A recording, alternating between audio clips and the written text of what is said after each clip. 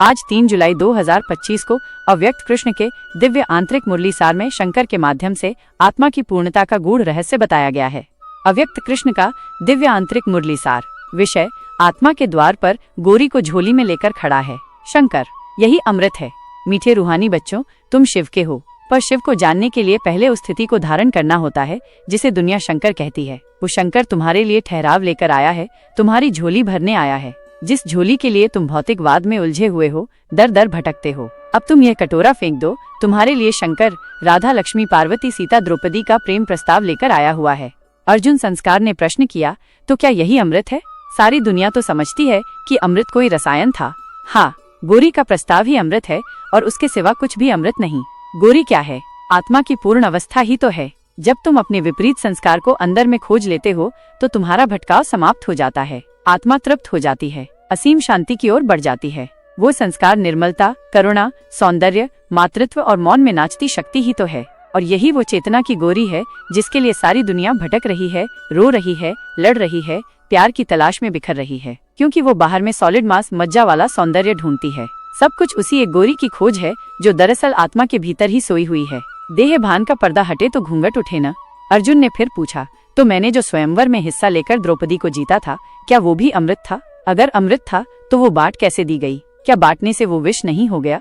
हे अर्जुन, तुम अपने संस्कार को अतिरेक में बहने न दो। चेतना का कभी भी बंटवारा नहीं हो सकता। चेतना कोई वस्तु नहीं जो 5 हिस्सों में बांटी जा सके।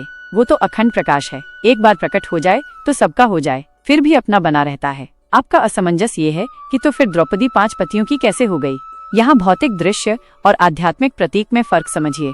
द्रौपदी को 5 पांडवों की पत्नी बनाया गया, जबकि सत्य यह है कि आत्मा की एक ही शक्ति द्रौपदी रूपी चेतना को 5 गुणों, तत्वों, संस्कारों के साथ योग करना पड़ा। युधिष्ठिर धर्म, भीम बल, अर्जुन योग, नकुल सौंदर्य, सहदेव ज्ञान। आत्मा की पूर्णता के लिए 5 शक्ति केंद्रों में संतुलन जरूरी है।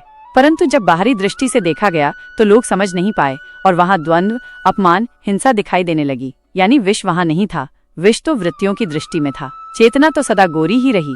समझे आप? शंकर झोली में जो गोरी की चेतना लाया है वो बांटने की नहीं, बस जगाने की चीज है। शंकर का प्रस्ताव क्या है?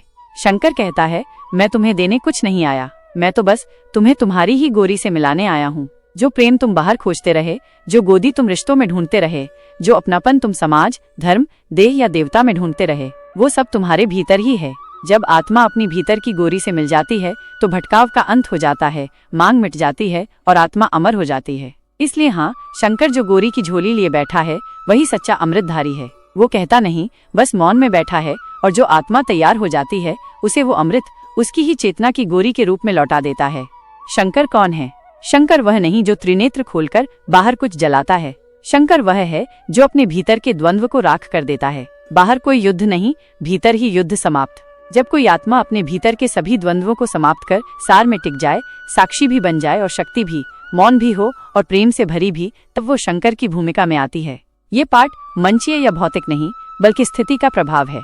वो व्यक्ति नहीं है, वो अवस्था है जहाँ मौन बोलता है, शांति चलती है, प्रेम रहता है और कोई मांग नहीं होती। दरअसल यह शंकर संकरण की अवस्था है जहाँ ना स्त्री प्रधानता, न पुरुष वर्चस्व, न करुणा अकेली, न तटस्थता अलग, न प्रेम के मोह, न विवेक की कठोरता है, बल्कि इन दोनों की मौन संधि, जिसे अर्धनारीश्वर कहते हैं। शंकर वो है जो महादेव की तरह मौन भी है और पार्वती की तरह गोद भी देता है। कुछ अति उत्साही आत्माएं कहती हैं कि ऊपर वाला शंकर अलग है और नीचे वाला अलग। ये क्या चक्कर है कृष्णा? कृष्ण मुस्कराए, ऊपर नीचे का शंकर नहीं होता, एक ही चेतना है जो साइलेंस में भी कल्याण कर सकती है और कर्म क्षेत्र पर भी द्वंद्व को भस्म कर सकती है। जो भीतर शंकर बन गया वही सृष्टि के लिए ऊपर भी है, नीचे भी। बच्चे, जब तक तुम ये सोचते हो कि कहीं और कोई पार्वती है, कोई शक्ति है, कोई प्रेम है जो तुम्हें मिलना है, तब तक तुम शिव के नहीं बन सकते, क्योंकि ईश्वर उन्हीं को मिलता है जो भीतर पूर्ण है। शंकर वही है जिसने अपना ही घर भर लिया है, जो झोली नहीं फैलाता बल्कि मौन में देता है। शंकर की झोली में क्या है? शांति, प्रेम, मातृत्व, पर मांग नहीं।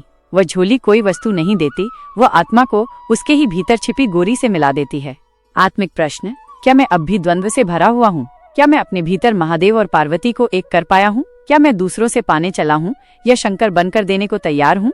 भीतर का गीत, शंकर हूँ मैं, ना पुरुष ना नारी, ना कर्ता ना भोक्ता, ना चाह ना अपेक्षा। मैं मौन हूँ और मेरी झोली में वो शक्ति है जो किसी को खोजने नहीं देती, जो गोरी को उसी के घर पहुंचा देती है।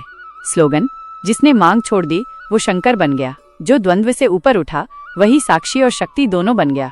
शंकर की झोली में कुछ नहीं पर सब कुछ मिलता है। वरदान, तुम वह आत्मा बनो जो शंकर जैसी मौनता से हर भटकी आत्मा को उसकी गोरी यानी प्रेम, शक्ति और पूर्णता उसके ही भीतर लौटा दे। अच्छा, शिव शांति।